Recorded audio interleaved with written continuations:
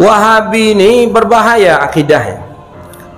Orang ulama-ulama yang hidup di zamannya saja dahulu, yang sezaman dengan Muhammad bin Abdul Wahab, seperti Syekh Zaini Dahlan, seperti Syekh Sawi, itu di dalam tafsirnya jelas mengatakan itu. Dalam tafsir Sawi, buka beli kitab tafsir Hasyiah Sawi, disebutkan di situ mereka menghalalkan darah orang Islam. Orang Islam dihalalkan, maka dia mudah nak membunuh kita, tu mudah dia. Karena menurut dia kita ni halal darah. Karena menurut dia orang yang berziarah kubur termasuk syirik. Orang yang talqin mayat termasuk syirik. Kalau syirik kan boleh dibunuh menurut mereka. Padahal menurut akidah kita, selagi orang tu mengucapkan kalimat la ilaha illallah, tak boleh kita bunuh.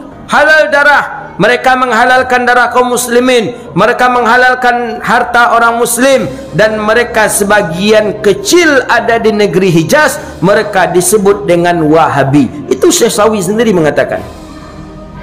Belum lagi kakaknya beradik dari Muhammad bin Abdul Wahab ini, namanya daripada Sulaiman ibn Abdul Wahab. Dia mengatakan bahawa adiknya ini berbahaya karena ya gara-gara politik lah. Perang dengan politik untuk merebutkan kekuasaan ketika itu Bani Sa'ud, akhirnya timbullah pemahaman Wahabi.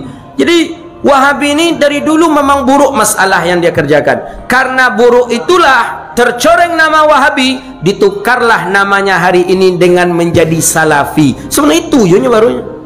Wahabi mengharamkan ziarah kubur, Salafi gitu juga. Wahabi mengatakan kunut subuh bid'ah, Salafi kunut subuh bid'ah. Wahabi mengatakan Allah duduk di atas langit, Salafi mengatakan Allah di atas langit. Wahabi mengatakan Allah berjisim, Wahabi juga, Salafi juga. Jadi orang ni sama, tak ada beda ya. Kalau kata Ustaz Samad itu kan handphone berganti casingnya saja, itu saja dia. Jadi caranya bagaimana kita tetap beramal dengan amalan kita, kita dakwah dengan dakwah kita. Ya bagaimana dengan mereka? Yang mereka selalu tersesat dengan kebodohan-kebodohan yang ada pada diri mereka. Apakah perlu kita takuti? Kita tak perlu takut. Karena sesuatu yang batil itu dia akan cepat habisnya. Suatu saat akan habis kebatilan itu. Syiah habis, Mu'tazilah habis, Qadariyah habis, pemahaman Jabariyah habis. Sebentar lagi mereka pun akan habis. Di Mesir sekarang mereka sudah mulai dihabisi. Di mana-mana negara mereka sudah mulai habis. Di Indonesia ni nanti enak saja mereka mengatakan Allah punya tempat duduk di atas ars, duduk di langit. Kalau Allah punya tempat, berarti mana yang lebih dulu tempat daripada Allah? Kalau memang Allah berhajat kepada tempat, tak. Menurut akidah kita ahli sunnah wal jamaah, wujuduhu bila makan. Ada Allah tak berhajat kepada tempat. Kalau Allah kita sebut berhajat kepada tempat, berarti Allah makhluk. Lemah Allah berarti. Kalau tak ada tempat, berarti Allah tak ada. Kan bahaya itu. Kalau memang Allah berhajat kepada langit, langit tempatnya Allah, mana yang dahulu Allah pada langit? Oh dulu langit. Jadi siapa menciptakan Allah? Langit. Jadi menciptakan langit siapa? Allah. Langit. Kan bahaya itu.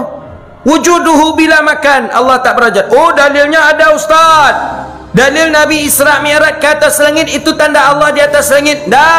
Tak bisa kita jadikan itu dalil bahawa Allah di atas langit karena Nabi Isra Mi'raj. Nabi Isra Mi'raj ke atas langit itu maqam munajat. Langit itu tempat bermunajatnya Nabi. Maka Nabi bolak-balik itu pergi bermunajat. Kalau memang Allah di atas langit karena Nabi Isra Mi'raj ke atas langit, bagaimana dengan Nabi Musa disuruh oleh Allah ke Bukit Tursina?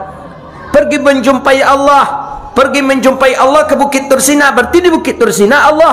Jadi beda Allah yang di Bukit Tursina dengan yang di langit tadi. Banyak jadi Allah bego. Bahaya. Maka menurut akidah kita Abi Hasan Asy'ari, Abi Mansur Al-Maturidi, bahwa Allah ada tapi tidak berhajat kepada tempat. Sebenarnya mereka ni tak banyak. Melayu ni negerinya ahli sunnah wal jamaah. Melayu ni akidahnya Asy'ari.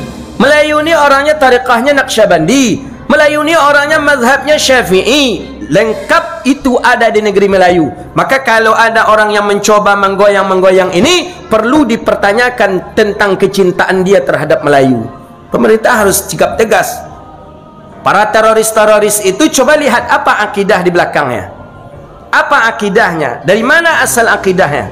Pasti akidah yang menyeleweng. Maka kalau tidak, Ini tidak diselamatkan cepat, ini bahaya ini.